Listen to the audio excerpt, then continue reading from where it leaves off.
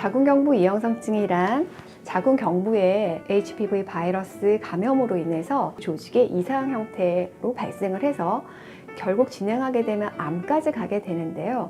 자궁경부 이형성증은 전암 단계라고 할 수 있습니다. 자궁경부 입구가 이렇게 변형이 되는 이유는 외부 생식기에서부터 질을 거쳐 자궁을 만날 때 가장 먼저 만나는 곳이 자궁경부이거든요. 이런 부위에 HPV 바이러스가 좀 더 쉽게 침범할 수가 있고 여기서 지속적인 감염을 일으키다 보면 이형성증으로 진행하게 되는 거죠. 암으로의 발생 가능성은 금세 1, 2년 안에 금방 암이 되거나 하지는 않습니다. 꽤나 오랜 시간을 거쳐서 증상이 나타나기 때문에 한 10년씩 걸리기도 하는데, 문제는 이렇게 10년 걸린다고 해서 방심하다가 실제로 암이 발생하면 그때는 돌이키기 어려우니 조기에 진단을 하고 치료를 받으시면 암까지 진행하는 일은 거의 없을 겁니다. 각 단계별 치료에 대해서 좀 볼 텐데요. 자궁경부 이형성증은 일단 CIN1 정도일 때와 2, 3단계의 고등급 병변이 있을 때의 치료법이 좀 달라진다고 할 수 있는데요. 2, 3단계에서는 이제 암으로 갈 가능성이 굉장히 좀 높아진 단계이기 때문에 부분적으로 병변을 일단 좀 절제하는 시술을 좀 하게 되고요. 1단계에서는 일단 추적 검사를 계속합니다. 이 세포가 자연적으로 퇴행하면서 정상적으로 바뀔 수 있을 가능성도 있기 때문에 이제 시간을 조금 두고 정상적으로 회복될 수 있는지를 추적하게 되는데, 그 검사를 보통 한 3개월에서 6개월 단위로 추적해서 검사를 하게 됩니다. 1단계나 아니면 임산부라든지 굉장히 미혼의 여성들 같은 경우는 바로 수술을 하는 것보다는 손상을 좀 최소화하기 위해서 실제로 원인이 되는 바이러스에 대한 치료라든지 면역 상태를 개선하는 면역 치료가 필요하다고 할 수 있겠습니다. 예방접종에 대해서 좀 알아보겠는데요.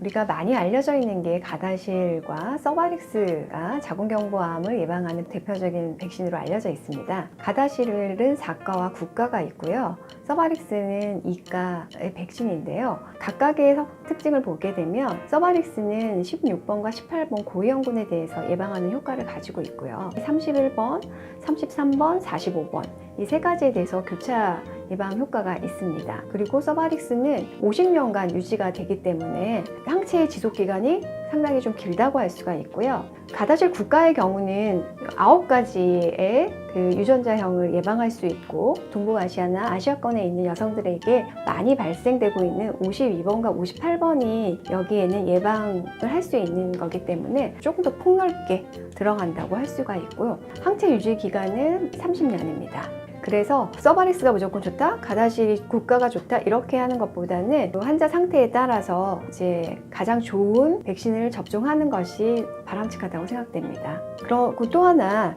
예방접종을 받으면 자궁경부암 검사는 안 해도 되냐고 하시는 분들이 계신데요. 굉장히 좀 위험한 생각입니다. 이 자궁경부암 백신이 예방할 수 있는 유전자형은 실제로 우리가 생식기 쪽으로 감염시킬 수 있는 바이러스 유전자형보다 훨씬 더 이렇게 국한되어 있기 때문에 백신 접종을 했다고 하더라도 정기적으로 자궁경부암 검사는 받으시는 것이 자궁경부암을 예방하는 중요한 생활 습관입니다. HPV 진단을 받았는데 고위험군 진단을 받았어요. 그런데 의사 선생님이 그냥 좀 지켜봅시다 라는 말을 하게 됩니다. 이렇게 그냥 놔둬도 되나요? 라는 질문을 많이 하세요. 오늘은 HPV 고위험군 진단을 받았는데 정말 그냥 놔둬도 되는가에 대한 이야기를 한번 해나가도록 하겠습니다. HPV, 즉 인유두종 바이러스라고 하죠. 이 인유두종 바이러스는 20대, 30대 남녀에서 흔하게 감염되는 그런 바이러스입니다. 사실 흔하다라는 말 때문에 이게 뭐 별거 아닌 것 같은 느낌이 들기도 하는데, 사실 문제는 이제 증상이 없어서 바이러스 감염은 확인됐지만 증상은 없어서 좀 기다려보자 했다가 6개월 뒤에 이제 자궁경부암 검사를 해보게 되면 고등급 병변이 나온다는 거예요. 하이실이라던가 뭐 CIN2, 3 이렇게 갑자기. 그래서 그때 가면 처음에는 그냥 기다려보자고 했다가 이제 원추절제술을 하자, 수술합시다 라는 이야기를 듣게 됩니다. 그러면 이제 무척 당황스러워하게 되죠. 이런 경우가 생기는 이유는 이제 HPV는 시간이 지나면서 결국은 자궁경부 이형성증으로 진행을 하고 또 다시 자궁경부 암으로 진행해가는 그런 진행성 질환이기 때문에 그래요. 그래서 지켜보자고 했다는 것이 물론 이제 그러다가 말 수도 있는 거지만 진행할 수도 있는 것이니까 사실 그때부터 적절한 어떤 조치가 필요해지는 셈인 거죠. 이쯤 되면 이제 머릿속에서는 굉장히 이제 혼동이 되면서 이런 생각이 드실 거예요. 병원에서는 치료가 딱히 없다고 얘기를 했는데 백신도 맞았고 또 지금 뭐 특별히 아픈 것도 없고 뭘 해야 되는 가 누구 말이 맞는가 이런 생각이 들게 되죠. HPV는 대부분 자연 소실된다고 말합니다. 그런데 이 자연 소실이라는 것은 실제로 많은 사람들이 감염을 인지하지도 못한 상태에서 그냥 없어지는 걸 의미해요. 감염이 됐는데 이게 그냥 자연 소실될 거다 라는 것은 아닙니다. 많은 사람들이 다 그렇게 된다는 건 아니에요. 질병을 치료하는 데 있어서는 우리가 자연 소실되는 그런 일반적인 면역을 갖고 있는 사람들을 대상으로 하는 것이 아니라 자연 소실이 되지 않는 사람들을 대상으로 치료를 필요로 하게 되는 거죠. 일단은 이렇게 자연 소실이 되지 않고 더 나아가서 이형성증으로 발전되는 그런 경우 수술 아니면 면역 치료를 통해서 이제 치료를 해야 되는 거죠. 그래서 이런 이제 기다리는 전략, 어떻게 보면 바이러스 고위험군 HPV 바이러스를 확인하고 나서 적절한 조치를 취하지 않고 그냥 기다리는 전략은 결국은 수술이 필요한 단계까지 진행되기를 그냥 기다리는 것이라고 볼 수 있는 거죠. 그래서 나는 그냥 괜찮을 거야 라고 그냥 막연히 낙관하면서 시간을 보내는 것이 가장 위험한 선택이 될 수 있다. 그런 걸 좀 명심하셔야 될 것 같습니다. 여성의 암 중에서 순위권에서 항상 거론되는 암이죠. 자궁경부암과 관련해서 이야기 함께 나눠보도록 하겠습니다. 안녕하세요. 네, 안녕하세요. 약 한 10년간 지속적으로 자궁경부암이 좀 감소하고 있다고 하는데 최근 자궁경부암의 발병률 좀 어떻게 되고 있나요? 네, 저도 통계를 보니까 한 10년 사이에 한 20% 정도 줄었다고 이제 통계는 나오고 있습니다. 한 2020년 정도까지 나온 데이터인데요. 2011년하고 비교했을 때 1000건 정도는 줄어든 것 같네요. 암이라는 질환이 그래도 한 20% 정도 꾸준하게 이제 감소를 하고 있다는 거는 유의미하다고 볼 수 있겠네요. 아무래도 자궁경부암이라는 질환이 조기 검진과 조기 발견을 통해서 점차 줄어가는 게 세계적인 어떤 트렌드 중에 하나긴 하거든요. 그런 측면으로 이해할 수도 있을 것 같습니다. 보통 이제 자궁경부암의 주요 원인이 HPV라는 바이러스 감염 때문에 나타난다고 이제 알려져 있는데 어떤 연령대에서 자궁경부암이 좀 많이 발병한다고 볼 수 있을까요? 아무래도 한 40, 50대에서 제일 많이 발생하고요. 그리고 이제 30대, 60대 이런 순서로 발병하는 것 같아요. 이제 유독 좀 40대, 50대 그 연령대에서 좀 많이 나타나는 이유는 좀 뭘까요?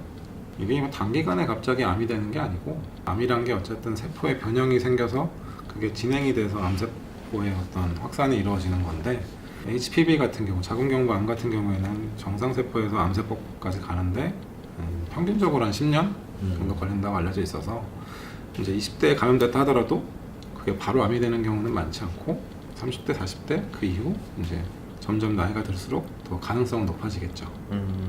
원추 절제술의 검색량이 최근 3년 사이에 약 한 500% 이상 상승하는 것을 좀 보여주었거든요. 이 원추 절제술이라는 게 어떤 걸까요? 보통 이제 자궁경부 입구 쪽에 문제가 많다 보니까 거기를 이제 떼어내게 되는데 그 떼어내는 모양이 약간 원추 모양이에요. 그래서 이제 원추 모양의 조직을 떼어낸다 해서 이제 원추 절제술이라는 이름을 붙여놓은 거고요. 이제 문제가 생긴 부위를 절개해서 이제 제거하는 것을 의미하는 겁니다. 지금 현재 이제 진료를 하시면서 좀 원추 절제술을 뭐 이미 하고 왔다던가 아니면 뭐 권유를 받았다던가 좀 이런 환자분들 좀 뭐 현장에서는 좀 어떻게 체감하고 계신가요?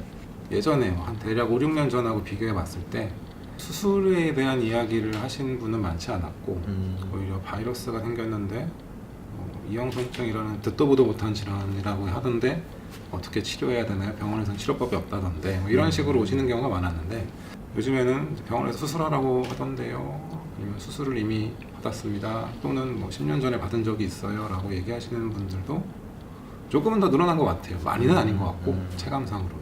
이제 정보량도 많아지고 산부인과에서 원추절제술을 권유하는 어떤 정도도 많아져서 그런지 수술을 받고 재발돼서 오시는 분들이 많이 늘었어요.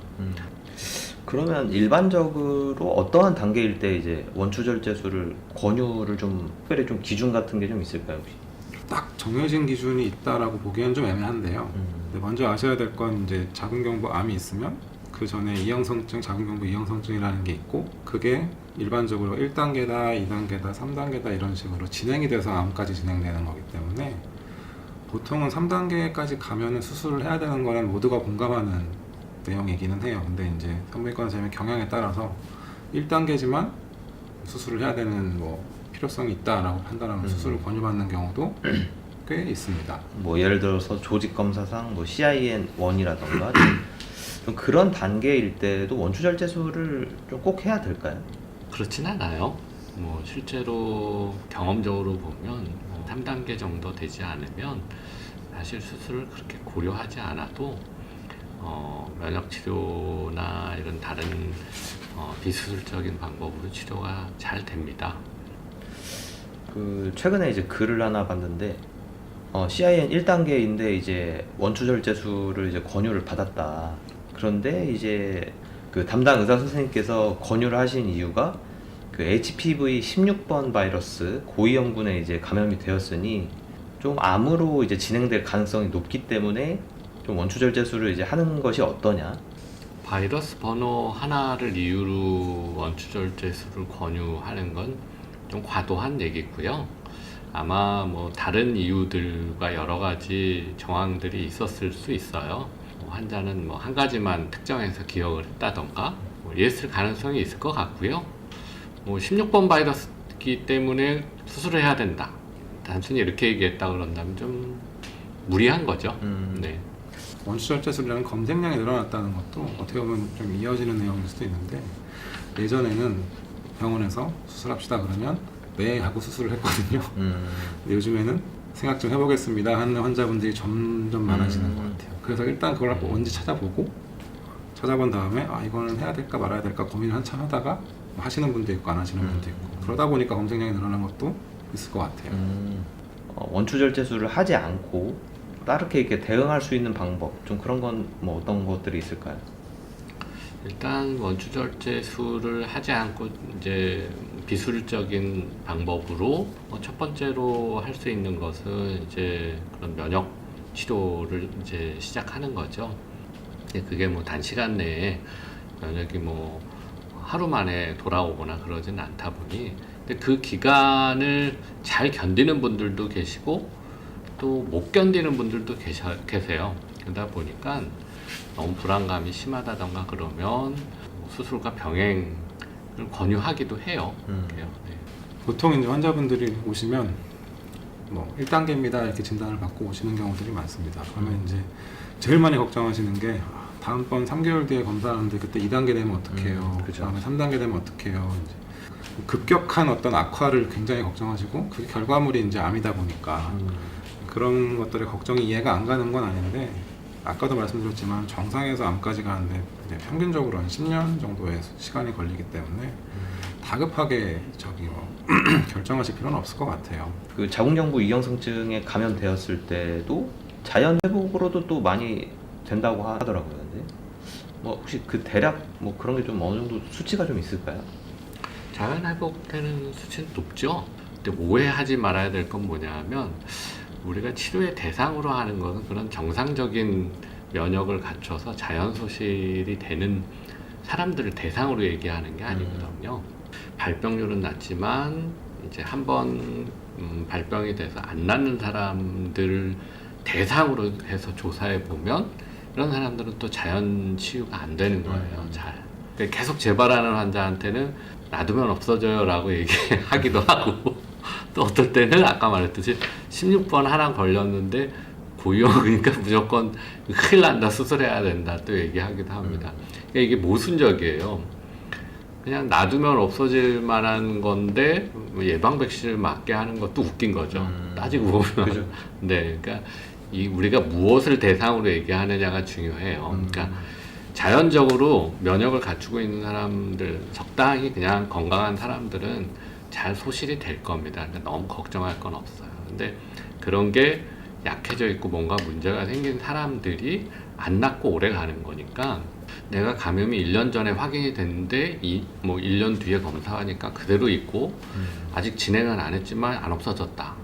위험한 거죠. 이제 그렇게 하면부터는 고민해야 되는 거예요. 이제 수술이라는 것은 굳이 필요 없으면 안 해도 돼요. 오히려 생존 확률이 더 적을 때 해보는 거거든요. 자연적으로 치료될 수 있는 어떤 방법들이 있다면 그걸 먼저 다 해보고 하다 안 되면 수술을 하는 거죠. 간 이식도 그런 거잖아요. 간이 다 망가졌으니까 수술하는 거지. 간 일부 좀 문제가 생겼다고 이식 수술을 하지는 않지 않습니까? 그러니까 수술이라는 것은 사실 최악의 경우에 선택이 돼줘야 되는 게 맞다고 보여져요. 근데 이게 반면 너무 간단하다 보니까 너무 이제 쉽게 권유하는 면도 있다라고 생각이 듭니다. 안녕하세요. 이은입니다. 오늘은 자궁경부 이형성증 치료에서 많은 분들이 고민하시는 부분, 원추절제술에 대해서 이야기해 보려고 합니다. 원추절제술 후 잔존병변, HPV의 양성이 지속되는 경우, 이럴 때 어떤 치료 전략이 필요한지 실제 논문에 보고된 사례를 바탕으로 알아보도록 하겠습니다.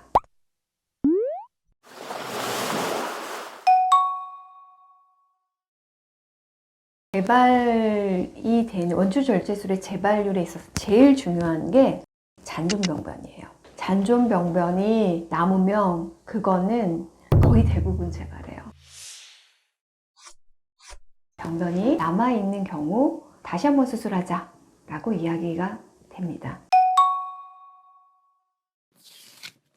한 번 더 수술을 한다고 해도 HPV가 남아있는 경우가 있고요. 또 선세포 침범했을 경우, 절단면에 잔존병변이 있을 경우가 있습니다. 그리고 반복 수술은 자궁경부의 길이가 감소하고 이로 인해서 자궁경부 무력증이 발생해서 조산 위험이 증가합니다. 특히 임신 계획이 있는 여성에게는 신중할 수밖에 없게 되는 거죠. 20대 초반 환자분으로 처음에는 로우실, 즉 1단계 수준의 병변으로 확인이 되었었고요. 고위험군 HPV 16번이 검출된 상황이었습니다. 일반적으로 CIN은 2단계나 3단계에 비해서 1, 2년 안에 자연 소실되는 경우도 많기 때문에 많은 분들이 기다려도 된다 라고 생각하십니다. 그런데 이 환자분은 1년 뒤 재검에서 CIN 3단계까지 진행되어 있었던 것입니다. 이후 원추절제술을 시행했지만 절단면에 병변이 남아 있었고 수술 후에도 HPV가 지속적으로 검출이 되었습니다. 방금 사례에서 보더라도 1년 만에 CIN에서 CIN3까지 진행해서 원추절제술을 하셨잖아요. CIN1, 1단계에서 치료를 진행했더라면 비수술적 치료로 충분히 회복이 가능하거든요. 이런 상황들을 놓고 봤을 때 지금 이 환자가 정말 기다려도 되는 조건인가? 환자의 나이, 그리고 바이러스 유형, 환자의 생활 습관, 환경 이런 것들을 종합적으로 고려해서 판단이 필요한 부분입니다. 또 하나 중요한 게 선침범이라고 하는 건데요. 보통은 그랜듈라 인발브먼트라고 되어 있는데 선세포를 침범했다는 것은 그러니까 자궁경부 표면에 있는 병변보다 훨씬 더 깊이 안쪽에 있는 병변이 있었다라는 것을 의미할 수 있습니다. 이 환자는 임신 계획이 있는 상태에서 수술을 진행하게 되었습니다. 그래서 보통 일반적인 환자들보다 원추절제술을 할 때 시술을 조금 얇게 잘라냈었죠. 임신을 위해 얇게 잘라내는 선택을 하셨지만 결과는 좋지 않으셨죠. 그래서 바로 2차 수술을 또 권유받고 이번에는 면역 치료와 2차 수술을 병행해서 하셨습니다. 다행히도 3개월 차부터 바이러스도 소실되었고 6개월 차에는 임신 소식도 듣게 되면서 치료를 종결하게 되었습니다. 자궁경부 이형성증의 근본 원인은 고위험군 HPV의 지속 감염입니다. 결국 HPV가 사라졌다면 재발을 일으킬 원인이 제거된 상태라고 할 수 있습니다. 그럼에도 재발률이 약 1% 정도 보고되는 이유는 잠복 감염의 가능성이나 재노출 가능성 등 변수가 있기 때문입니다. 제가 진료를 받던 환자분들 중에 기억에 남는 재발 환자가 계신데요. 검사에서 모두 다 정상으로 나왔기 때문에 완벽하게 이제 치료가 끝났다 라고 하고 치료를 종결했습니다. 그런데 1년 정도 지나서 환자분이 다시 오셨어요. 바이러스에 감염이 됐다고. 이유가 뭐였을까요? 남편분이 HPV 바이러스에 감염이 되어 있었습니다. 제가 치료 끝낼 때 대부분은 배우자도 꼭 검사를 하도록 하는데 그분은 그 당시에 바이러스 검사를 하지 않으셨던 것 같아요. 다시 감염이 된 다음에 남편을 검사를 시켜봤더니 바이러스가 검출된 거죠. 이런 사례를 통해서 알 수 있듯이 환자 본인만 치료한다고 해서 관리가 끝나는 것은 아닙니다. 파트너의 상태까지 함께 고려해야 재발을 예방할 수 있는 것입니다. 곤지름이 남성보다 여성한테 더 치명적인 이유에 대해서 먼저 한번 좀 얘기해 볼게요. 남성들의 성기는 사실 좀 돌출되어 있잖아요. 그래서 그냥 육안적으로 봤을 때 뭐가 생기거나 이상이 있으면 좀 빨리 발견하는데 그에 비해서 여성들의 성기는 막 벌려서 보거나 깊숙이 막 보려고 하지 않는 이상 미세한 병변을 좀 찾아내기가 좀 쉽지 않죠. 그래서 외형상 발견이 좀 늦어질 수 있다. 이게 첫 번째 이유고요. 또 하나는 이게 육안으로 보일 수 있는 부분뿐만이 아니라 질 안쪽으로 해서 자궁 경부까지 이렇게 쭉 연결되어 있는 하나의 트랙이거든요. 그러다 보니 HPV 바이러스가 외음부나 뭐 항문 주변이나 이런 데 눈에 보이는 데만 있는 게 아니라 자궁 경부 안쪽에도 바이러스에 감염이 되어 있고 이로 인해서 여기서 계속적인 병변을 만들면 자궁 경부에 이형성증이 발병하는 경우들이 있습니다. 곤지름이 만약에 있으면 자궁경부 이형성증도 같이 좀 의심을 해볼 수가 있을까요? 네. 곤지름을 원하시는 분들한테 그 자궁경부 이형성증이나 혹시 외음부 이형성증, 뭐 질의 이형성증이 있지 않는지 좀 유심히 살펴보는 편인데요. 곤지름 증상만 있는 상태고 자궁경부암 검사에서는 특별히 이상이 없다고 얘기하셨던 분들 중에서도 이게 좀 추적 검사를 하고 좀 자세히 보면 자궁경부에 이상이 발견되는 경우들이 종종 있기 때문에 곤지름이 있으시다면 자궁경부암 검사 한 번 더 체크하셔서 병변을 조기에 발견할 필요가 있습니다. 만약에 곤지름과 자궁경부 이형성증이 둘 다 발생했을 때 같이 좀 치료가 가능할까요? 물론입니다. 이 HPV 바이러스가 생식기 쪽에 감염이 되어 있는 경우에 곤지름과 자궁경부 안쪽에 있는 이형성증 이걸 동시에 치료를 하게 되면 같이 포커스를 맞춰서 치료하기 때문에 바이러스가 소실이 되고 나면 곤지름도 소실되고 자궁경부 이형성증도 정상으로 회복되는 걸 볼 수 있습니다. 제가 치료했던 환자 중에 되게 기억에 남는 환자분은 저한테 오실 때 CIN 2단계 진단을 받고 오셨어요. 수술을 안 하고 싶다라는 이제 의지를 가지고 오셨었는데 저한테 내원하기 직전에 3개월 전에 검사했을 때는 CIN 1단계 진단을 받았었고 3개월 만에 갔더니 2단계로 진행을 한 상황이었기 때문에 제가 치료를 한다고 하더라도 면역이 올라가는 거에 비해서 바이러스의 힘이 굉장히 센 상황이라고 판단이 되었기 때문에 수술을 병행해서 치료를 했던 경험이 있습니다. 지금까지 제가 쭉 굉장히 많은 환자들을 치료하면서 우리가 치료하는 그 면역을 키워서 진행하는 거에 비해서 더 빨리 진행할 수 있는 경우를 경험했기 때문에 그냥 무조건 다 수술을 안 해도 됩니다 라든지 무조건 다 없어집니다 이런 말씀은 잘 안 드리는 편이죠.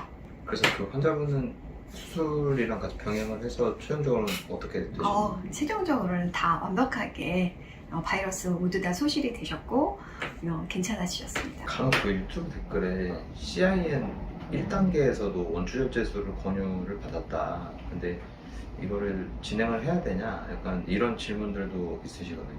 혹시 이거에 대해서 어떻게 생각하실까요? 저는 일단 그분의 연령과 그다음 그분의 면역 상태 그리고 그분의 바이러스 유전자형이 고위험군 바이러스가 어떤 거냐 이런 것들을 좀 종합적으로 봐야 할 필요가 있다는 생각을 가지고 있고요.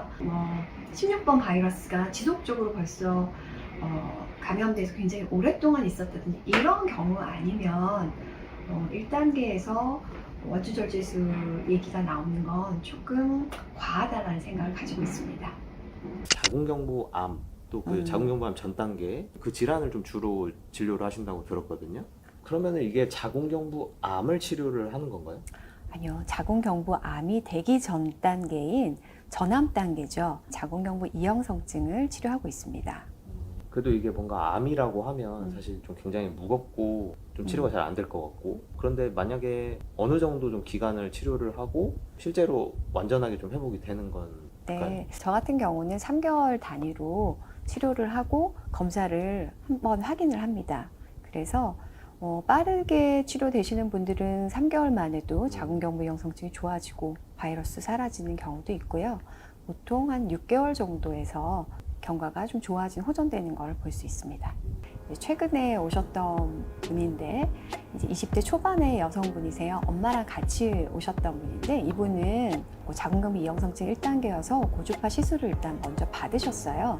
병원에서 그 고주파 하라고 해서 했고 그것만 하면 이제 되는 줄 아셨던 분인 거죠. 그래서 시술을 받고 또 6개월 지나서 다시 추적 검사를 했는데 다시 자궁경부 이형성증이 있으니 한 번 더 고주파를 받아라 이렇게 얘기를 들었다는 겁니다. 자궁경부 암 검사는 로우실 그리고 바이러스는 51번 바이러스가 양이 상당히 많은 상태 이 상태로 오셨습니다. 그리고 또 하나 그분이 좀 특이했던 게 자궁 내에서 부정출혈이 있었어요. 그래서 초음파로 검사를 했었을 때 특별하게 이상이 있을 만한 건 없는데 자궁 내막에서 원인을 알 수 없는 기능성 부정출혈을 같이 동반하고 있는 환자였습니다. 조금 진행 경과라던가 좀 이런 거는 어떻게 되셨나요? 그래서 치료를 일주일에 한 번씩 내원하셔서 침치료, 뜸치료, 약침치료 뭐 이런 내원 치료를 좀 받으시고 이제 한약 복용하고 이런 치료를 아주 열심히 하셨어요. 한 달쯤 지났을 때 건강검진을 받으시고 거기에서 자궁경부암 검사를 받았는데 세포가 이상세포가 사라진 거예요. 한 달 만에. 한 달 치료한 이후에 이상세포가 사라져서 자궁경부암 검사 정상이래요 이렇게 얘기를 하셨죠. 바이러스 검사는 아직 안 한 상태라서 일단 좀 더 치료하고 우리가 원래 계획했던 대로 3개월을 치료하고 자궁경부암 검사, 바이러스 검사를 한번 해보자. 일단 지금까지 뭐 한 달 좀 지났는데 이 정도면 경과는 좋은 것 같다. 열심히 치료해보자 이랬었죠. 처음에는 정말 열심히 매주 와서 치료를 받다가 이 결과를 딱 받고 나서는 느슨해지기 시작한 거죠. 매주 오시던 거에서 이제 좀 뭐 한 주씩 건너뛰기도 하고 이렇게 조금 치료가 조금 딜레이 되는 그런 경향을 가졌었는데 마침 병원에서도 고주파 시술을 하라고 그때 얘기했었고 안 하니까 3개월 뒤에 다시 검사하자라고 얘기해서 3개월 됐을 쯤 해서 검사는 하게 됐습니다. 바이러스 검사들? 자궁경부암 검사, 바이러스 검사 이제 병원에서도 검사를 하시게 된 거죠. 그러면 이제 다 정상이 나온 건가요? 아쉽게도 다 정상은 아니고요. 자궁경부암 검사는 정상 소견이 나오긴 했고요. 바이러스가 51번 바이러스가 처음에 저한테 내원했을 때는 양이 굉장히 많은 상황이었었잖아요. 근데 바이러스가 양이 조금 준 상태로 좋아지기는 했으나 바이러스는 남아있는 상황이었죠. 이제 치료하기가 싫잖아요. 네, 그렇죠. 그렇죠. 2번씩이나 자궁경부암 정상이 나왔다는데 그런데 어쨌든 바이러스 검사에서 바이러스가 나왔는데도 불구하고 그냥 중단을 하신 거네요. 네. 이제 병원에서 자궁경부암 검사 정상입니다. 뭐 이렇게 얘기를 듣고 나중에 1년에 한 번씩 이제 검사하세요. 이렇게 얘기를 들으셨대요. 그래서 이제 치료는 그만해도 되겠다라고 이제 본인이 판단하시고 치료를 중단을 하셨는데요. 사실 이런 경우 저는 굉장히 좀 안타깝게 생각을 해요. 이제 조금 느슨해지잖아요. 그러다 보니 상태가 조금 더 안 좋아져서 오시는 경우들도 있었습니다. 그래서 그 가시는 뒷모습이 되게 좀 마음에 많이 걸렸어요. 아유, 나이도 어리시고 빨리 좀 이제 그런 상황이면 면역 상태도 빨리 올라갈 수 있는 상황인데 저러면 몇 년 안에 다시 오시면 어떡하나 그러지 않기를 바라는 마음이었죠. 20대 초반인데도 이게 이렇게 증상이 나타나기도 하는 건가요? 그럼요. 나타날 수 있습니다. 네. 일반적으로는 그래도 시간이 꽤 길게 필요하다고 알고 있는데 바이러스에 감염이 돼서 실제 자궁경부 암까지의 기간이 뭐 한참 걸리는 거지 전암 단계인 1단계나 2단계 이런 식으로 진행하는 거는 몇 년 안에 증상이 발생하게 됩니다. 그러면 고주파 시술을 받으셨다고 했는데 그것도 이제 어쨌든 좀 절제하는 그런 방식인가요? 고주파는 실제로 뭐 메스를 대서 이렇게 도려내는 형태라기보다는 병변이 있는 부분을 열 자극을 통해서 거기를 태우는 형태라고 보시면 됩니다. 그래서 침습적으로 이렇게 온폭 드러내는 것보다는 표면을 태워서 병변 자체를 없애는 거다라고 생각하시면 될 것 같아요. 비교적 좀 손상 자체는 조금 덜 하긴 하겠네요. 네, 그렇죠. 아무래도 절제술을 이게 1, 2cm 절제하는 것보다는 표면을 몇 미리 이제 조금 태워내는 거기 때문에 자궁경부의 손상은 수술에 비해서는 조금 적은 편이죠.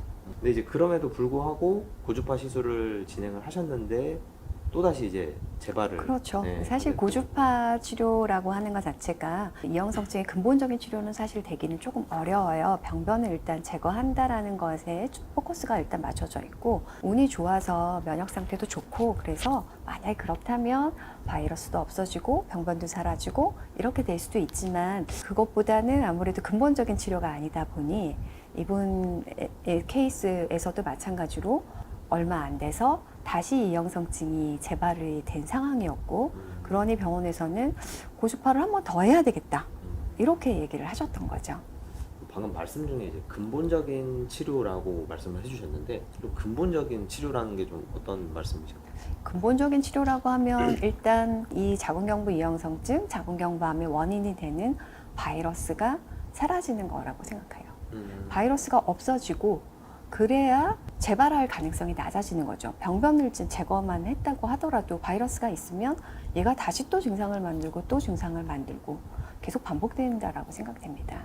하나 더 말씀을 드리면 검사를 이렇게 바이러스가 남아있는 경우면 1년 뒤에 검사하지 마시고 한 6개월마다 조금 주기를 좀 짧게 해서 6개월마다 검사를 한번 하시고 세포에 조금이라도 이상이 있으면 빨리 치료를 시작하시는 게 나중에 자궁경부암까지 가지 않는 지름길이라는 거 잊지 않으셨으면 좋겠어요. 네, 원장입니다. 반갑습니다. 자궁경부 이형성증은 흔히 HPV와 관련된 질환으로 알려져 있는데요. 진단 후 많은 분들이 치료 외에도 면역력 관리가 중요하다는 이야기를 듣곤 합니다. 자궁경부 이형성증 환자에게 면역력이 중요한 이유는 무엇일까요? 자궁경부 이형성증의 대부분은 그 원인이 HPV 감염 때문에 발생하는 것이거든요. 면역력이 낮게 되면 바이러스와 싸우는 그런 우리 인체 면역 상태가 떨어져서 이형성증이 조금 더 심해질 수밖에 없죠. 면역력이 좋으면 우리 몸의 면역세포들이 바이러스를 탐식하고 제어하는 능력이 좋아지기 때문에 이형성증을 더 악화시키지 않고 개선해서 정상으로 돌아갈 수 있기 때문에 면역관리가 중요하다고 할 수 있습니다. 면역관리다라고 생각하면 우리 많은 분들이 먹는 것부터 생각할 거예요. 어떤 영양제를 먹을까? 뭐가 좋을까? 먹는 걸 떠올리기가 쉬운데요. 저는 이제 자궁경부 이형성증뿐만 아니라 이런 면역과 관련된 질환에 감염된 현대인들에게 제일 중요한 거는 사실 운동이라고 생각합니다. 운동의 효능에 대해서는 뭐 굉장히 많이 알려져 있기도 한데 아픈 사람들, 심지어 암 환자들까지도 어린이를 제외한 암 환자들까지도 담당하고 있는 전문의와 상의를 해서 운동을 하는 것이 훨씬 더 효과적이다라고 발표를 하고 있어요. 그래서 운동이 정말 중요하다고 강조드리고 싶습니다. 다음으로 이제 중요한 게 충분한 수면, 스트레스 관리하는 것이 되게 중요합니다. 스트레스는 면역 기능을 저하시키기 때문에 평소에 이제 명상이라든지 심호흡이나 긍정적인 감정, 이렇게 뭔가 막 억눌려 있는 상태, 내가 계속 쫓기는 듯한 느낌, 이게 나을까? 이게 안 나오면 어떡하지? 이거 누구 때문에 감염돼서 내가 이렇게 고생하는 거지? 이런 억눌린 감정이 계속 쌓여 있다 보면 우리의 몸 상태는 좀 안 좋아지거든요. 그래서 이런 것들을 편안하게 풀 수 있는 자기 효능감을 높이면서 심리적인 안정을 취하는 것 또한 굉장히 중요한 요소입니다. 마지막으로는 이제 균형 잡힌 식습관이 중요한데요. 저는 먹어야 될 것들에 대해서도 물론 말씀을 드리지만 조금 조심하셔야 될 것들에 대해서 조금 더 얘기를 해보려고 합니다. 인공 첨가물이 굉장히 많이 들어가 있는 가공을 굉장히 많이 한 식품들일수록 다양하게 알지 못하는 그런 것들에 영향을 좀 많이 미치고 있거든요. 그리고 많이 정제된 탄수화물, 빵이나 케이크, 초콜릿 이런 거 좋아하시잖아요. 이런 걸 많이 먹게 되면 혈당 스파이크가 확 올라가고 염증이 자꾸 생기고 이런 것들은 우리 몸의 면역 상태를 많이 떨어뜨리기 때문에 가능하면 건강한 그런 천연에서 얻을 수 있는 과일, 야채, 고기, 어쨌든 이런 것들을 잘 섭취하는 게 균형 잡게 섭취하시는 게 중요하다고 생각됩니다.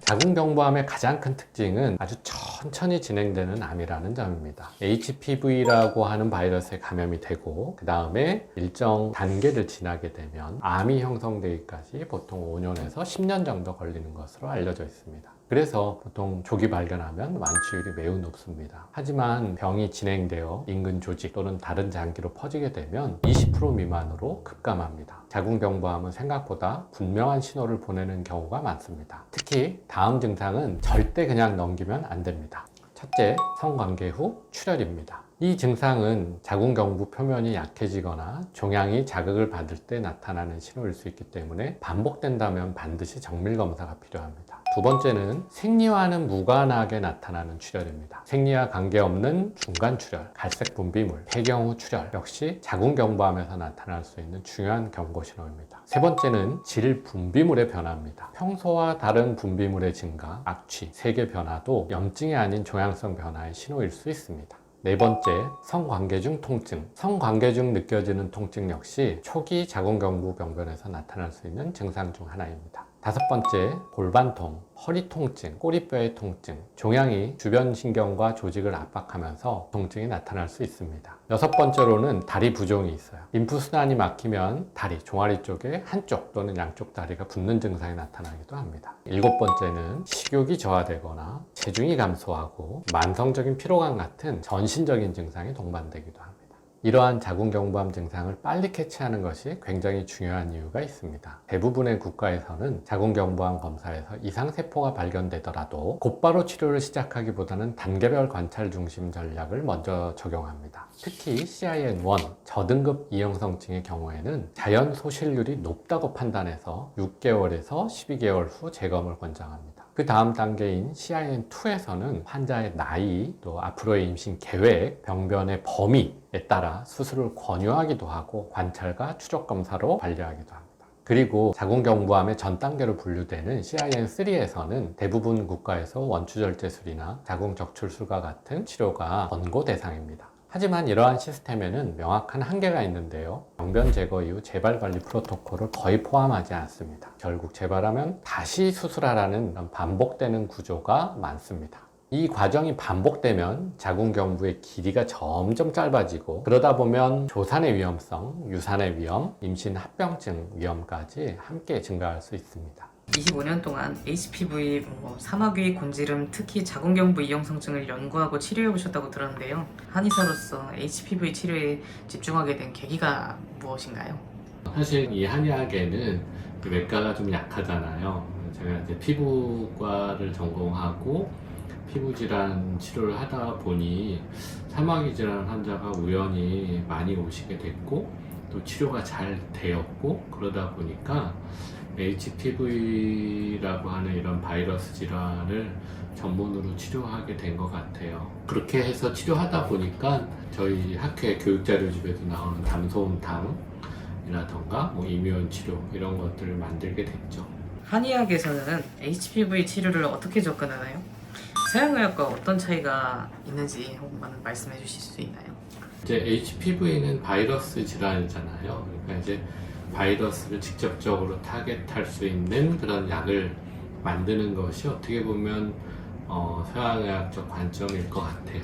근데 이제 한의학에서는 인체, 우리 몸이 갖고 있는 면역력, 이런 것들이 어떤 균형 있게 잘 작동을 한다면 이 바이러스는 침투에 들어오지 못하고 설사 침투에 들어왔다 하더라도 잘 파괴되겠죠. 우리 코로나도 어떤 사람들은 걸렸지만 면역에 의해서 파괴되는 것과 같죠. 그런 사람들이 이제 면역이 있다라고 이제 보통 얘기하게 되는데, 면역이 건강하고 면역이 있는 사람들은 바이러스에 걸리지 않는다는 것이 바로 이제 한의학의 기본적인 진료 목표예요. 그래서 갖춰져 있는 면역에 무언가가 문제가 생겼다면 그런 것들을 정상으로 해주는 것이 한의학 치료의 기본적인 어떤 목표가 되는 거죠. 구체적으로 어떤 치료 방법이 있을까요? 사람마다 다 다르잖아요. 사람마다 뭐 열이 많은 사람, 뭐 추위를 많이 타는 사람, 마른 사람, 통통한 사람, 뭐 이런 차이가 있듯이 사람마다의 어떤 차이가 면역의 차이도 만들어요.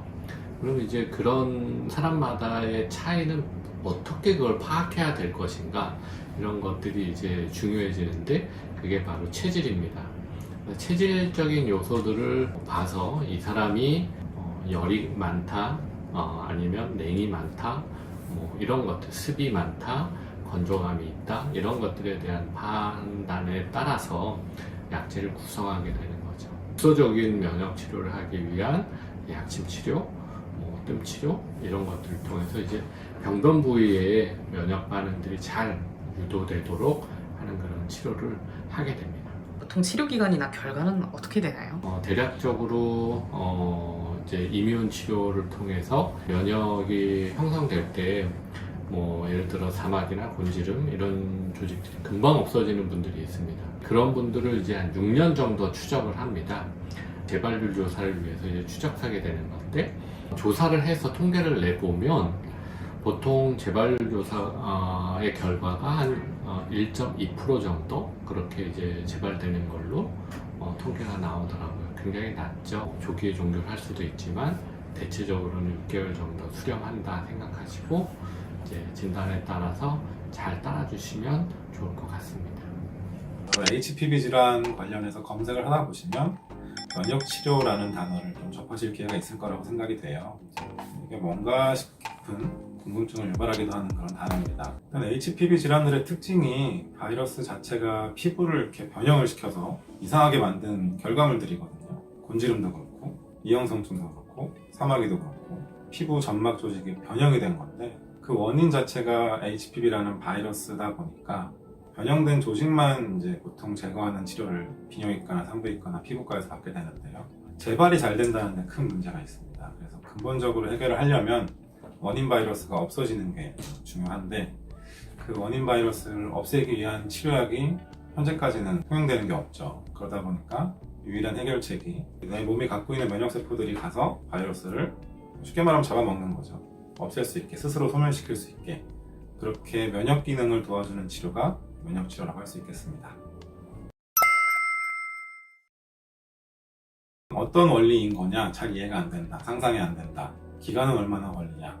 제일 많이 물어보시는 게 정말 낫기는 낫냐? 뭐 이런 질문들인데, 면역세포들이 병변 조직, 사막이나 곤지름이나 이형성증이 변형된 세포 조직에 가서 바이러스를 소멸시키면 그 바이러스가 세포를 변형시켜서 결과물들이 나온 게 이제 질환들이다 보니까 그 질환들도 자연스럽게 이제 소멸이 되는 거죠. 사마귀 같은 경우는 뭐 작아지거나 떨어져 나가거나, 이형성증 같은 경우는 이제 변형된 1단계, 2단계 세포들이 다시 정상 세포로 회복된다거나, 이런 식으로 이제 자연적인 회복을 추구하는 게 이제 면역치료의 근본적인 원리가 되는 거고요. 기간은 얼마나 걸리냐? 짧은 분들은 정말 한두 달 만에 확 좋아지는 경우도 있고, 오래 걸리는 분들은 정말 몇 달, 6개월, 7개월, 1년 이렇게 걸리는 경우도 있고, 대략 기간을 따져봤을 때 평균적으로 그래도 5, 6개월 정도는 걸리는 것들이 좀 많더라라는 말씀들을 드려요. 근데 그게 참 부정확해서 딱 잘라서 어느 기간 안에 무조건 낫는다라고 말씀드릴 수 있지 않다는 사실이 좀 죄송스러운 마음이기도 하죠. 사실 면역력이라는 표현은 저 개인적으로는 별로 잘 사용하지는 않습니다. 면역력이 좋아진다라고 표현하면 받아들이시는 환자분들이 내가 기운이 좋아지고 피로감이 덜하다라고 이제 쉽게 얘기하면 보약 같은 느낌으로 이제 이해를 하시는 경우가 많은데, 항체가 생긴다는 거는 어떤 특정 항원, 바이러스에 대한 저항 능력을 가지느냐 못 가지느냐 그 차이거든요. 그거를 가질 수 있는 사람이 질환이 안 생기는 거고, 가질 수 없었던 사람이 질환이 생기는 거라서, 가질 수 없었던 사람을 면역세포들의 기능을 좀 좋게 해줌으로써, 활성화시킴으로써 가질 수 있게, 면역 기능이 좋아지게라고 저는 표현합니다. 면역력이 아니라. 그래서 면역 기능이 좋아지도록 치료하는 게 면역 치료의 가장 큰 차이점이라고 할 수 있죠. 우리가 이제 글루칸에는 알파글루칸, 베타글루칸 이렇게 두 가지가 있고요. AHCC는 사실 알파글루칸입니다. 곡류나 그런 버섯류, 특히 이제 여기서는 버섯 중에서도 표고버섯의 세포벽에서 이제 추출한 거거든요. 이제 전분 종류라고 보시면 되고, 베타글루칸은 쉽게 말하면 식이섬유라고 볼 수가 있어요.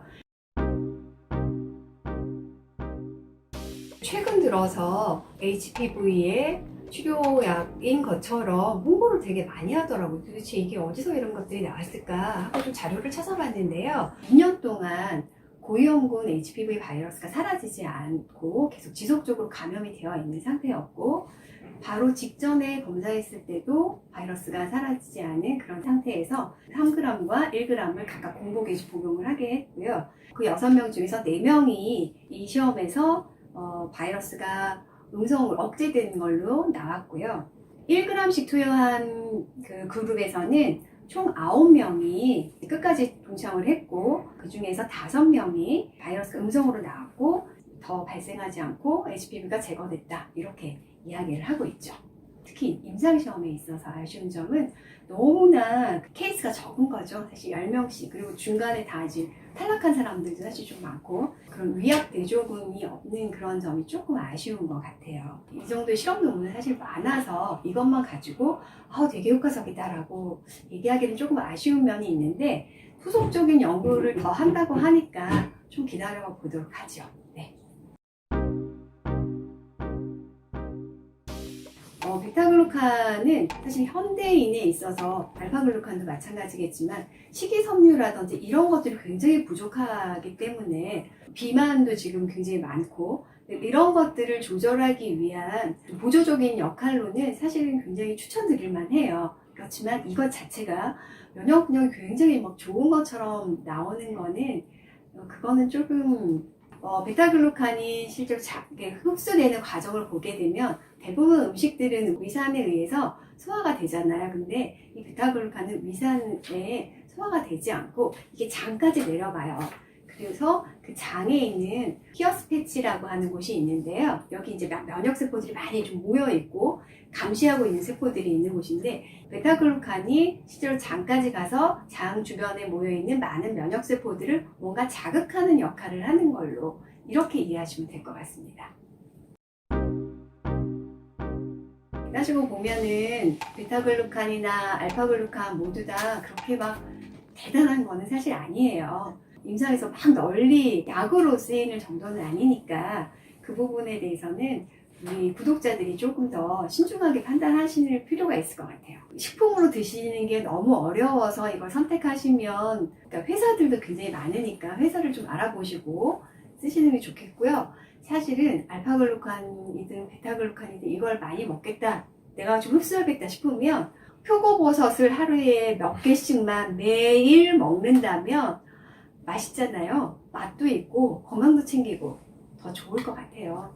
식품으로 드시기를 좀 추천드립니다. HPV 중에서도 고위험군에 속하는 유전자들이 이형성증으로 가는 고속열차다, 이런 말들이 있고, 또 이것과 관련된 연구 논문까지 있어서 저희가 그 이야기 한번 짚어보려고 합니다. HPV 전문가, 또 한의학계의 프리마돈나 이은 원장님 모셨습니다. 네, 안녕하세요. 네, 안녕하세요. 네, 원장님, HPV가 이형성증을 일으킨다는 건 저희가 익히 살펴왔었고, HPV 고위험군 정말 말 그대로 더 위험한 그 유전자형들이 몇 개 있다, 이 사실도 살펴봤었는데, 직접적인 아주 실제적인 연구 결과가 있더라고요. 전체 15만 명 중에서 이 277명으로 되어지는 과정에 있어서 18세 이상의 여성들, 네. 그리고 임신을 지금 하지 않은 상태여야지 되겠고 성경험이 또 활발하게 성생활을 활발하게 하고 있는 상태여야지 되고 또 하나는 뭐 자궁을 드러냈다든지 뭐 난소를 잘라냈다든지 하는 네. 그런 수술이 없는 그런 환자에서 이제 모집단을 한 거고요. 이 중에서 자궁경부 암 검사랑 바이러스 검사를 이제 평균적으로 2회에서부터 8회까지를 해서 평균 한 2.5회 정도 그 검사를 하게 됐고 자궁경부 암 이형성증이 생겼을 때 일단 1단계 환자는 117명이 생겼고요. 네. 2단계 환자는 160명이 되었습니다. 2단계가 더 많이 나왔네요. 이게 계속 추적하다 보니 이렇게 나온 게 되지 기간에 따라서 네. 네, 자연스럽게 발전했다 이렇게 볼 수도 있네요. 검사하면서 이제 확인했더니 이렇게 네. 나와 있더라는 거죠. 뭐 CIN1 1단계가 117명이라고 하셨나요? 117명이고 2단계가 160명, 277명 중에 그렇게 나뉘어졌고 자 그러면 가장 중요한 게 이형성증 발생 시기 언제부터 그럼 딱 이형성증이 발생했나? 네. 대략적으로 보면 24개월 이내에 자궁경부 이형성증으로 발생한 환자가 204명이에요. 그럼 한 73%가 넘거든요. 네. 대부분은 이 24개월 내에 발병을 했다. 이형성증으로 진행했다라고 볼 수 있어요. 이 정도면 정말 그 흔히 말하는 고성 열차다. 뭐 그 암으로 가는 길이다. 막 이렇게 봐도 될 수도 있을 것 같은데 73%면요. 네, 그럴 수 있죠. 보통 뭐 2년 정도면 네. 이제 또 어떤 다른 논문에 보면 이제 HPV 바이러스의 자연사 연구를 보면 2년 정도 지나면 자궁경부 암을 일으킬 수 있는 이 HPV 바이러스는 저절로 사라진다. 맞아요. 그런 거 얘기 계속 많이 네. 들었을 거예요. 검사해서 실제로 뭐 2년 지나면 괜찮아지니까 걱정 마세요. 라는 얘기를 맞습니다. 들었을 텐데요. 이런 논문을 통해서 우리가 조금 더 신경을 써야 되지 않을까. 반대의 논문이잖아요. 바이러스만 감염이 되어 있었는데 2년 내에 증상 발생하는 확률이 또 이렇게 또 높은 경우도 있으니. 네. 그때 그 2년 안에 사라져요 할 때 HPV랑 지금 24개월 안에 자궁경부 이형성증까지 발생시키는 HPV랑 그 고위험군이라는 차이가 좀 있지 않을까요? 어떻게 보시나요? 우리가 그 고위험군을 간과하고 그냥 그 HPV 순한 HPV만 우리가 생각했던 게 아닌가 생각은 드는데요. 뭐 그럴 수도 있게 전체적인 그 HPV를 통틀어서 얘기를 해서 네. 그 비율이 훨씬 더 이제 자연적으로 없어질 겁니다라고 맞습니다. 말하는 게 높아지지 않았을까 싶습니다. 277명 중에 204명, 네, 73%가 24개월, 2년 안에 자궁경부 이형성증으로 진행을 했는데 혹시 그럼 24개월 그 안에 가장 빨리 발생한 건 몇 개월 안에? 4개월 만에 발생한 환자들이 있습니다. 자궁경부암 검사는 정상이고 HPV 고위험군 감염이었는데 네. 4개월 만에. 4개월 만에. 네. 굉장히 빠른 거죠. 이렇게 빨리 발생한 경우도 있고요. 70개월 만에 발생한 경우도 있어요. 그래서 바이러스에 감염이 되고 실제로 이형성증이 이제 발생하기까지는 개인차가 굉장히 존재한다라고 볼 수 있죠. 자, 중요한 건 24개월 안에 204명, 네, 73%가 이어졌다. 그 이형성증 증상까지 발현이 되었다. 이 부분에 우리가 좀 포인트를 두면 좋지 않을까 생각이 들고 자, 그럼 나머지 73명은 24개월 이상이겠네요. 24개월 더 지나서 결국엔 이형성증이 발생했다. 아까 가장 늦게는 70개월까지도 걸렸다. 중요한 건 발생했다가 아닐까요? 맞습니다. 발생했다가 4개월이든 중요하겠죠. 70개월이든 네. 네, 환자의 몸을 생각한다면 발생했다. 이형성증으로 결국엔 이어졌다가 중요한 것 같고요. 그러면 이 환자들 뭐 이형성증까지 이어졌는데 고위험군 유전자형 중에서도 혹시 더 위협적인 유전자형이 있을까요? 뭐 4개월 만에 발생한 환자는 뭐 몇 번에 특히 감염됐다던가. 네, 제가 이제 이 논문 중에서 좀 특이하게 좀 말씀을 드리고 싶었던 게 뭐냐면 처음에 보통 이제 검사를 하게 되면 검사 당시에 바이러스의 고위험군에 감염이 되고 세포가 정상이었던 환자들이 일단 포함이 되어 있고요. 네. 이 중에서 13명의 환자들은 따로 지금 하고 있는데요. 이 13명 처음에는 바이러스도 없었어요. 그러니까 바이러스도 정상, 자궁경부암도 정상. 그랬다가 추적 검사 중에 바이러스가 감염된 걸 확인한 거죠. 그렇다면 이것은 초기에는 없었지만 바이러스 감염 시점부터 정확하게 발생하는 기간을 추적할 수가 있는 네. 그런 데이터라고 할 수 있는데요. 13 케이스가 그 정확하게 추적될 수 있는 케이스인데 가장 빨리 발생했던 게 4개월이에요. 4.5개월. 네. 4.5개월 만에 그 자궁경부 이형성증 1단계로 진행을 했는데 이 환자를 체크해 봤더니 16번 바이러스에 감염이 되어 있었어요. 굉장히 빠르게 나타났었고 또 한 명은 6개월 만에 이 증상이 발생하게 되었는데요. 이 경우는 더블로 고위험군 이 두 가지 형태가 네. 감염이 되어 있었습니다. 16번 바이러스하고 52번 바이러스. 그래서 어쨌든 16번 바이러스가 감염이 되어 있으면 이형성증으로 진행하는 게 굉장히 좀 빨라질 수 있다라고 볼 수 있죠. 16번이 좀 공통적으로 발견된 거고 네. 그 지금 말씀하신 13명은 277명 그 안에서 원래 이제 자궁경부암은 정상이고 HPV만 있던 환자들 그 중에서도 HPV도 없던 환자들이었던 네, 거죠. 맞죠. 네. 맞습니다. 자궁경부암과 HPV도 없었는데 추적 검사 중에 HPV 감염이 돼서 그 감염 시점부터 증상이 발생하는 시점까지를 명확히 좀 파악할 수 있는 환자들이었다. 그들을 파악해 보니 16번하고 52번. 그 중에서도 16번이 중복으로 있었다. 16번이 가장 무서운 바이러스 같은데요. 맞습니다. 16번이 제일 무서운 바이러스죠. 임상에서 보시면 어떠세요? 16번 환자들이 오면 아무래도 실제로 진전이 더 빠르고 그렇습니까? 굉장히 좀 진전도 빠르기도 하지만 좀 더 매시브하게 좀 더 세밀하게 관찰을 하고 네. 검사 주기를 조금 루즈하지 않게 딱 3개월이면 3개월 아주 딱 맞춰서 꼭 그 기간 안에 검사를 해보고 어떻게 바뀌었는지 환자 상태를 조금 더 면밀히 체크하게 되는 경향이 있어요. 환자들의 인식은 혹시 어떤가요? 뭐 전문가분들은 이제 원장님처럼 16번이 좀 위험하다. 뭐 동아시아권 환자들은 뭐 52번, 58번도 많이 나온다. 16번, 52번에 대한 경각심을 갖고 계신데 환자들도 원장님 뭐 저 16번인데 더 큰일 난 거 아닌가요? 이렇게 물어보시기도 하나요? 네, 요즘은 워낙 이제 많이 알려져서 16번 바이러스에 감염이 되면 걱정을 많이 하고 오세요. 이게 금방 암이 되는 거 아닌가요? 그리고 또 이게 처음 진단받고서도 요즘 그 16번 바이러스에 감염됐을 때는 네. 확대경 검사를 통해서 이상 부위를 찾아라. 뭐 이런 이제 좀 디테일한 의료 지침들이 있어서 좀 더 세밀하게 검사를 하고 추적 검사 조금 더 이제 더 자주 하고 이렇게 더 자세히 들여다보다 보니 환자분들도 16번 바이러스에 감염이 됐을 때는 좀 더 신경을 쓰는 편이죠. 아무래도 뭐 서로 이야기도 나누고 정보도 공유하다 보니까 16번에 대한 경계심은 더 커진 것 같고 근데 한편으로는 이게 24개월 안에 아까 이제 저희가 계속 말씀드리는데 204명, 204명, 73% 환자들이 급속도로 진전했다.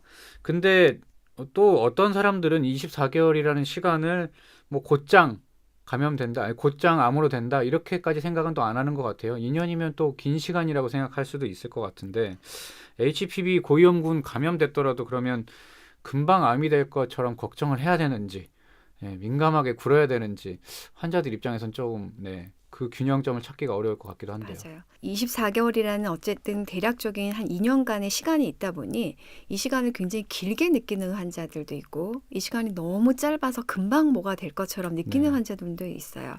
그래서 이것을 적절하게 사실 2년이면 길면 긴 시간이고 짧으면 짧은 시간이거든요. 그냥 막연하게 흘려보내면 2년 금방 갑니다. 2년 뒤에 나 나을 줄 알았고 바이러스는 없어졌을 거다라고 생각하고 검사를 했을 때 환자들이 이형성증 1단계입니다. 2단계입니다. 혹은 그것보다 더 이상 3단계입니다라고 얘기를 들었을 때 받는 그 충격이 상당히 크기 때문에 고위험군 바이러스에 감염이 되면 검사를 굉장히 좀 더 디테일하게 하고 좀 더 자주 하고 자신의 이 면역 상태를 좀 높이기 위한 노력들이 필요한 거죠. 조금 더 타이트하게 생각할 필요가 있다. 네. 그런 말씀이신 것 같고 또 반대로 생각해 보면 2년 안에 그렇게 발전을 했다고 해서 꼭 다 2년을 꼭 채운 게 아니잖아요. 뭐 12개월일 수도 있고 10개월일 수도 있고 8개월일 수도 있는데 중요한 건 발전할 가능성이 높다. 이 사실에 집중하면 좋을 것 같고 이형성증, 자궁경부 이형성증 소개한 칼럼들을 보면 대부분 뭐 바로 암이 되는 것은 아니니까 걱정하지 마세요. 5년 이상 뭐 7%에서 15% 확률, 뭐 확률은 있지만 희박하니까 너무 걱정하지는 마세요 이러는데, 또 오늘 저희가 살펴보는 논문의 24개월과 이 칼럼들에서 말하는 5년이라는 시간과 좀 갭 차이가 있는 것 같은데, 이 5년이란 말은 어디서 나온 걸까요? 굉장히 좀 애매하죠. 사실 어떤 대상으로 해서 이거를 추적했느냐에 따라서 네. 검사 이 데이터가 얻기까지 굉장히 좀 다양한 논문들이 우리가 이제 받게 되는 건데요. 대략적으로 지금까지 알려진 바에 의하면 처음 바이러스에서 감염이 돼서 네. 증상이 위험성증 1단계, 2단계를 거치고 3단계를 거쳐서 암까지 되는데 시간이 이제 오래 걸린다라고 하는 거고요. 보통 바이러스에 감염이 돼서 자궁 경부 암까지 진행하는 데는 5년 이상이 걸리는 걸로 되어 있죠. 뭐 CIN1, 2 이런 거랑 또 자궁 경부 암이랑은 또 명확히 그럼요. 다르기 네. 때문에, 네, 우리가 암까지 5년이 있다고 해서 암까지 가는 시간을 그렇게 뭐 벌어놨다 이렇게 생각할 필요는 없잖아요. 앞서서 그냥 예방하고 조치하면 될 일이고, 그렇죠. 네, 네. CIN1, 2에서 해결하면 될 일이기 때문에 환자들을 조금 위로하는 말이 아닐까 싶기도 하고, 네, 그 위로가 환자들의 그 타이트한 인식을 조금 흐트러뜨려 놓는 게 아닐까 이런 생각도 드는데. 또 그렇기도 하지만 너무 이 바이러스에 감염이 됐다고 해서 금세 암이 되는 것처럼 호들갑을 떨고 막 너무 걱정해서 일상생활을 제대로 못한다면 사실 그것도 또한 문제거든요. 그래서 네. 그 균형점에서 적절하게 조기에 빨리 치료를 해서 증상이 더 진행되지 않도록 하는 게 사실 제일 중요한 겁니다. 뭐 5년, 7% 이런 숫자들이 좀 없어지면 좋겠어요. 뭐 시간이 좀 걸리긴 하지만 뭐 주의해야 된다 이 정도 표현으로 완곡하게 표현하면 어떨까 생각은 들고, 고위험군 HPV를 저희가 살펴보고 있습니다. 특히 이 환자들 중에 이런 질문 하시는 분들도 많을 것 같은데, 부부관계 또 임신 계획이 있으신 분들은 이 치료를 고민하는 사례도 보이거든요. 진단 HPV 고위험군 진단 받고 뭐 이형성증까지 하고 수술 이후까지는 최소 이게 몇 개월에서 몇 년간 걸리는데, 그럼 그동안에 뭐 부부 관계나 임신 준비나 이런 것도 피해야 되는지, 네, 답답해 하시는 분들도 계시고요. 원장님 어떻게 보시나요? 저는 일단 고위험군 바이러스에 감염이 되어 있는 환자들, 그렇다 그러면 배우자도 꼭 검사를 해보라고 말씀을 드리고요. 왜냐하면 여성분이 다 나았는데 바이러스가 남성분한테 있으면, 네. 우리 배우자한테 있으면 다시 또 재감염이 되기 때문에 부부들이 함께 바이러스 검사를 해서 이제 바이러스가 음성인지 양성인지 확인하고 거기에 따라서 치료하는 게 일단은 필요한 거고요. 두 번째, 치료 중에는 특히 이제 이형성증 진단을 받은 여성 환자들이 치료 과정에서 부부 관계를 하게 되면 다시 이제 전염될 수가 있고, 또 하나는 그 물리적인 자극이라든지 화학적 자극에 의해서 자궁 경부에 손상을 유발하거든요. 그래서 최대한 가급적이면 부부관계는 하지 않으면서 이제 치료를 해서 바이러스가 확실하게 사라지는, 몇 달 치료하면 없어집니다. 네. 그 기간 동안 확실하게 이제 피임하고 서로의 건강 상태를 훨씬 더 높여놓는다면 이제 바이러스가 사라진 이후에 이제 임신 계획을 세워서 하게 되면 더 건강하고 더 건강한 아이를 임신하고 출산하고 이럴 수 있기 때문에 초기에 조금 힘들더라도 좀 피임하시는 게 저는 필요하다고 생각합니다.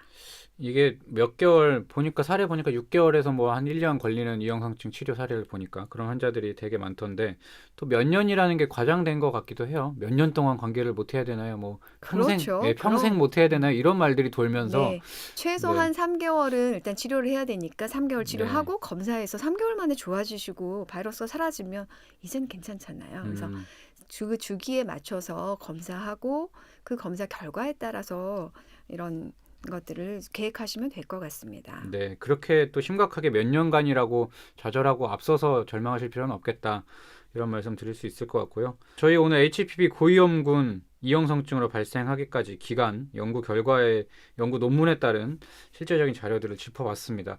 고위험군 지속 감염을 진단받은 환우들, 계속해서 바이러스가 없어지지 않은 환우들도 있고요.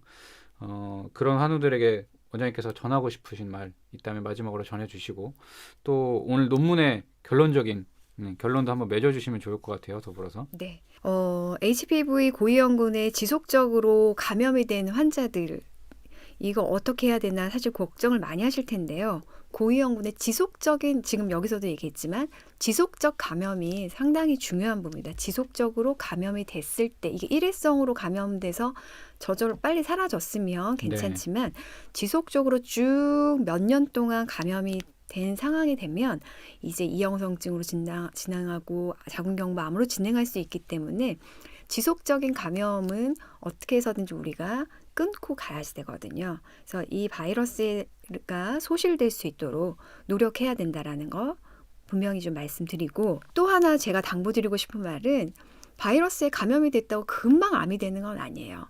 정말 뭐 16번이라든지 뭐 52번이라든지 바이러스 고위험군에 감염이 됐을 때 뭐 정말 큰일, 땅이 무너지고 하늘이 무너지는 것처럼 걱정하고 오시는 분들이 있는데요. 밤잠도 못 자고. 이런 상황이 되면 오히려 면역체계가 많이 망가집니다. 그래서 저는 이게 당장 어떻게 되는 게 아니니 걱정하지 말고 차근차근 치료를 해야 된다라고 말씀드리고 싶어서, 이 지속적인 HPV 고위험군 감염이 있을 때 괜찮을 거야, 금방 나을 거야, 뭐 2년 지나면 그냥 없어질 거야 라고 방치해서도 안 되고, 또 하나 뭐 금방 암이 되는 거야 라고 생각하고 일상생활 불안감으로 인해서 생활을 제대로 못한다면 이것 또한 안 되는 겁니다. 그래서 저는 바이러스에 대해서 충분히 이해하시고 이 바이러스의 특성상 면역 상태가 굉장히 좋아지고 지속적으로 우리가 치료를 하고 관리하면 바이러스가 소실되기 때문에 그 기간 동안 열심히 치료받으시면 된다라고 말씀드리고 싶습니다. 네.